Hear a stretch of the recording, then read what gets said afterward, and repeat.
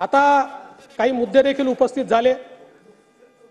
HSRP number plate याचा एक narrative या ठिकाणी तयार करण्याचा प्रयत्न आला की देशात सर्वात महाग आपले या ठिकाणी आहे। खरं म्हणजे या संदर्भात आपल्यालाही कल्पना आहे की सुप्रीम कोर्टाचे आदेश होते, त्या आदेशाप्रमाणे आपल्याला खरं म्हणजे यापूर्वीच हे करायचं होतं। शेवटी कंटेम झाला, कंटेम नंतर आपण हे केलं। यामध्ये एक हाय पॉवर कमिटी आपण तयार केली होती माननीय मुख्य सचिवांच्या अध्यक्षतेखाली। त्यामध्ये काही सचिव होते, त्यांनी मिळून जे काही रेट्स आले होते ते निगोशिएट करून इतर राज्यांच्या रेट्सशी तुलना करून त्या संदर्भात ते रेट्स फायनल केलेले आहेत। आणि या संदर्भात जर आपण बघितलं तर काही राज्यांनी फिटमेंट चार्जेस आणि प्लेट चार्जेस हे वेगळे दाखवले। महाराष्ट्रामध्ये आपण हे सगळे एकत्रित केलेलं आहे। आणि म्हणूनच आपण जर बघितलं तर दुचाकीसाठी जे काही दर आले आहेत वेगवेगळ्या राज्यांमध्ये ते 420 पासून 480 पर्यंत आहे। महाराष्ट्रामध्ये 450 आहे। 3 चाकीसाठी 450 ते 550 आहे, महाराष्ट्रात 500 आहे। 4 चाकीसाठी या ठिकाणी 800 रुपये आहे, आपले 745 आहे।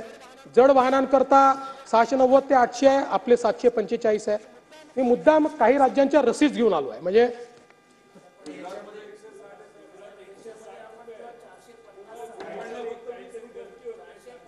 नाही त्याची पण मागून देतो।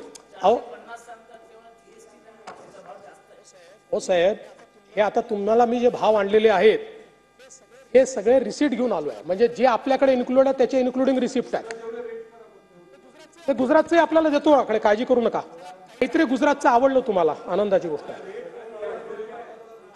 आता समजा आपण गोव्याचा विचार केला तर या ठिकाणी त्यांनी काय केलंय, मूळ किंमत 315 रुपये, फिटमेंट किंमत 100 रुपये, कन्व्हेन्स फी 50 रुपये, GST 83 रुपये।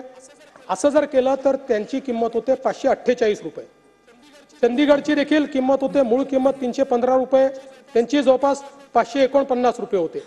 आणि महाराष्ट्राची किंमत ही एकूण किंमत जर आपण बघितली तर 531 रुपये होते। त्यामुळे या ठिकाणी कुठेतरी महाराष्ट्रामध्ये खूप मोठ्या प्रमाणात केलेला आहे। आणि मग मध्ये एका वाहिनीने स्टिंग ऑपरेशन दाखवलं आणि त्याच्यामध्ये त्यांनी 1200 ते 1300 रुपये किंमत घेतली जाते आहे अशा प्रकारचं दाखवलं। त्याच्यावर छापा पडल्यानंतर तो अधिकृत एजंट देखील नव्हता, HSRPचा डीलर देखील नव्हता, जुनी नंबर प्लेट विकणारा व्यक्ती होता। त्यानंतर आम्ही त्या वाहिनीला विनंती केली, 4 वेळा विनंती केली की हे बघा आता सत्य समोर आलेलं आहे, हे सत्य दाखवा। नाही दाखवलं, नाही दाखवलं।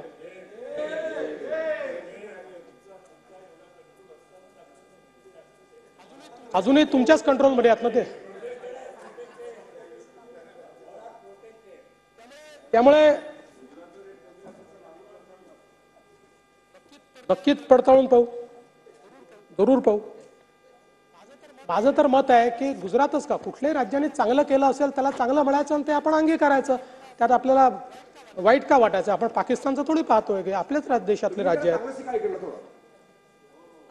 अध्यक्ष